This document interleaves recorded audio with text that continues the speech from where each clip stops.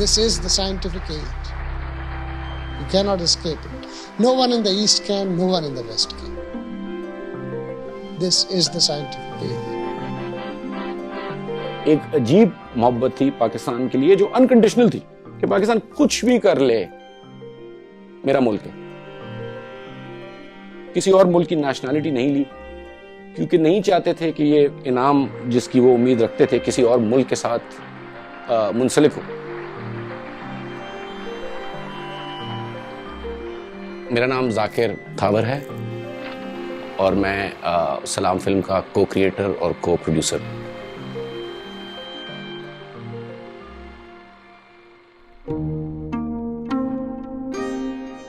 والد کو خواب آیا تھا کہ تمہارے گھر بیٹا ہوگا, اس کا نام رکھنا عبدالسلام.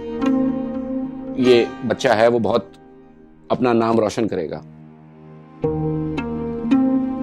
سلام صاحب بہت ذہین تھے, بہت زیادہ ذہین.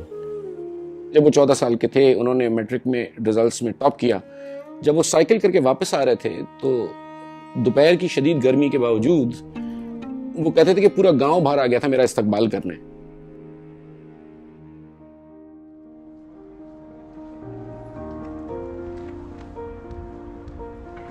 کیمبرج میں بہت کم ساؤتھ ایشین چہرے نظر آیا کرتے تھے, لیکن وہاں پر سلام کو خود یہ اندازہ ہوا. ان کے بیٹے کہتے ہیں کہ he realized how good he was.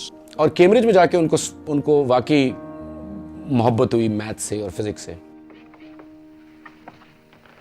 I am a theoretical physicist and we theoretical physicists are engaged on the following problem.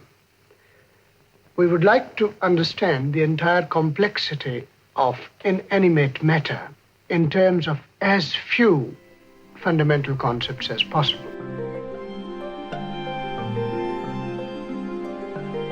کائنات میں 4 قوتیں کار فرما ہیں جس میں ہے gravity, the electromagnetic force, the strong nuclear force اور the weak nuclear force. Einstein کا یہ خواب تھا کہ electromagnetic force اور گریوٹی کو یونیفائی کیا جائے اور مرتے دم تک آئنسٹائن اس کاوش میں لگے رہے. سلام اور ان کے ساتھیوں نے ویک نیوکلیئر فورس اور الیکٹرو میگنیٹک فورس کے حوالے سے یہ ثابت کیا کہ یہ 2 علیحدہ نہیں بلکہ ایک ہی بنیادی قوت کی مختلف اشکال ہیں. اور اس کام کا نام ہے الیکٹرو ویک یونیفیکیشن. اور 1979 کا جو نوبیل پرائز تھا فار فزکس وہ دیا گیا ڈاکٹر عبدالسلام, شیلڈن گلاشا اور اسٹیون وائنبرگ. ایک پاکستانی کا فزکس کی عظیم جو خواب ہے اس کی طرف ایک قدم آگے لے جانا قرۂ ارض پہ جو علم ہے اس کو بہت بہت بڑی بات ہے.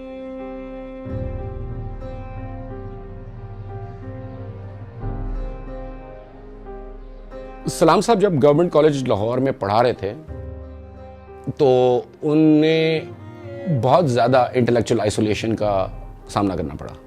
کوئی سائنسدان نہیں تھا دور تک جس سے وہ بات کر سکے. It became quite clear to me that either I must leave my country or leave physics. And with great anguish I chose to leave my country. اور انہوں نے کہا جب مجھے پاکستان چھوڑنا پڑا تو میں نے اپنی ذات سے یہ فیصلہ کیا تھا کہ میں آئندہ کسی پاکستانی یا کسی ڈیولپنگ کنٹری کے سائنسدان کے ساتھ یہ نہیں ہونے دوں گا کہ اس کو اپنے پروفیشن اور اپنے ملک کے بیچ میں فیصلہ کرنا پڑے کہ میں کس کو ترجیح دوں. اس سوچ نے ڈاکٹر سلام کو international centre for theoretical physics بنانے پہ صرف راغب کیا. نوبیل laureates لا تعداد وہاں سے گزر چکے ہیں, کوئی hundreds of thousands of physics کے اسٹوڈنٹس وہاں سے گزر چکے ہیں.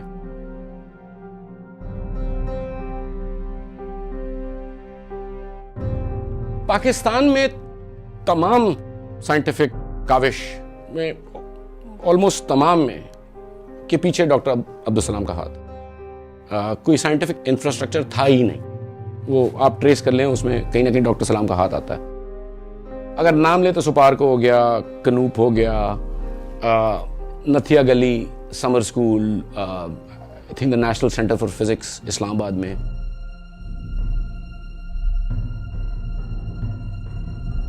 سلام صاحب کی بالکل انوالومنٹ پاکستان کے نیوکلیئر ویپنز پروگرام میں. ملتان میٹنگ میں جب بھٹو صاحب نے پوچھا تھا کہ ہم بم بنانا چاہ رہے ہیں, کس طرح بنائیں, سلام صاحب نے کہا تھا کہ یہ کام ہے تھیوریٹیشنز کا. تو واضح ہے ان کا رول تھا. بعد میں جا کے انہیں لگا کہ انسانیت کے پاس یہ نہیں ہونا چاہیے, یہ برا آئیڈیا ہے. لیکن کم از کم 1974 تک ڈائریکٹلی نہیں لیکن انڈائریکٹلی اور کچھ انٹلیکچوئل ہیلپ بھی دے رہے تھے. فیصلہ ہو چکا ہے کہ مسلمان وہ ہے جو قائل ہے خاتم نبوت, یہ ہے فیصلہ. اور جو اس کا قائل نہیں ہے, جو اس چیز کو نہیں مانتا, جو اس چیز کو نہیں قبول کرتا ہے, مسلمان نہیں. سپٹمبر 7 1974 سو ڈائری انٹری ایک سلام صاحب کی کہ ڈکلیئرڈ نان مسلم کی ناٹ کوپ. شدید تکلیف میں تھے, شدید تکلیف میں. The day that you declared me to be a non-Muslim, and since Pakistan was created for Muslims, you made me a second-class citizen. Resign کر دیا انہوں نے پروٹیسٹ میں. سائنس ایڈوائزر, سائنسی مشیر تھے بھٹو صاحب کے.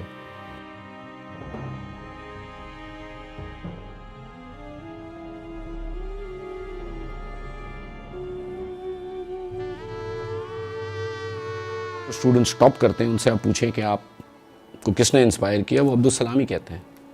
اب تک ڈاکٹر سلام کی کہانی لوگوں کو انسپائر کرتی ہے, باوجود اس بات کے کہ ان کی کہانی بتائی نہیں جاتی جتنی بتانی جانی چاہیے.